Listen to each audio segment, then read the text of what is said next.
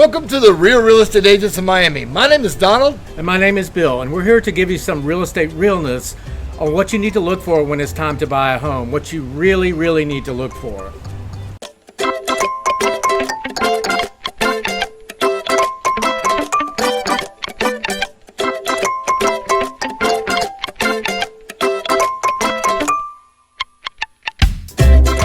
I'm Donald. And I'm Bill.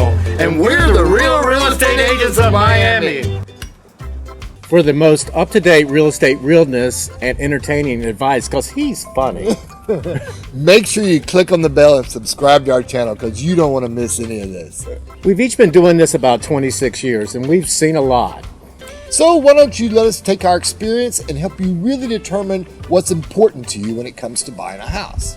Most people start with the basics: number of bedrooms, number of baths, size of yard, style of the house. But let's talk about what's really important. Our years of experience have shown us that buyers often buy something completely different than they thought they wanted in the beginning of the process. You can renovate a house, but you can't move it. So let's talk about some of the important things when it comes to deciding on a location to purchase. First of all, let's talk about what you do in your free time. Because at the end of the day, you buy a house to live your life and to be happy. Are you the type of person who wants to go to the beach every afternoon? You want to ride a bike? You want to belong to a knitting club? It doesn't matter. There's a place for all of this. Do you like walkability? Is it important to be near restaurants so you can just walk out your door and go to a restaurant? Or do you like quiet and peace in the country? Another thing to consider is if you have kids. Where are you going to put them in school? You have several different choices. You have public schools, you have magnet schools, you have private schools, and all of those come with a different commute time that's going to add to your morning routine. So location is important there. Another thing to consider is, do you have pets? This can determine the type of living that is most appropriate for you. Condos have a lot of restrictions. Sometimes the weight, the size, the number of pets. And so if you have a large dog, for instance, a single family home is probably going to be more appropriate for you. Or if you have an anaconda, they certainly don't allow those in condos. Another thing to talk about is what type of home is really right for you. They come in several different varieties. You have the most liberal, a single family home where you're kind of king of your own dominion, you do what you want to do. Then we go the next step up, we go to an HOA. HOA, you're going to have a little bit less maintenance. They're usually going to have a community pool, community gym, going to have a security guard. They're probably going to tell you what color you're going to need to paint your house too.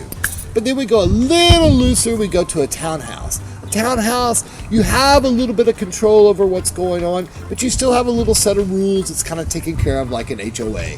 And then we go to the most restricted, which is also the most carefree, would be a condominium. A condominium's great for you if you don't want to have to take care of anything. You travel a lot, all you have to do is turn off your water, lock the door, come back, and everything's just like it was when you left. That also comes with a lot of rules and regulations, so you need to make sure that you can live within those confines if you're going to live in a condo. So after considering everything, you've decided you want a 3,000 square foot home on a large lot on the water, completely renovated to your taste with a mudroom for $500,000. Me too. Don't we all? But unfortunately, the house of your dreams may not look like the one that you saw on TV last night. So we may have to make a few concessions along the way. So this is where an experienced realtor can really help. They can come in and help you figure out what's most important, what you really want, what you really want when you come to buying a home. This is just one part of the process. But if you're interested in knowing more, make sure you download our Ultimate Buyer's Guide. It'll give you lots of details that you really want to help you along with the process.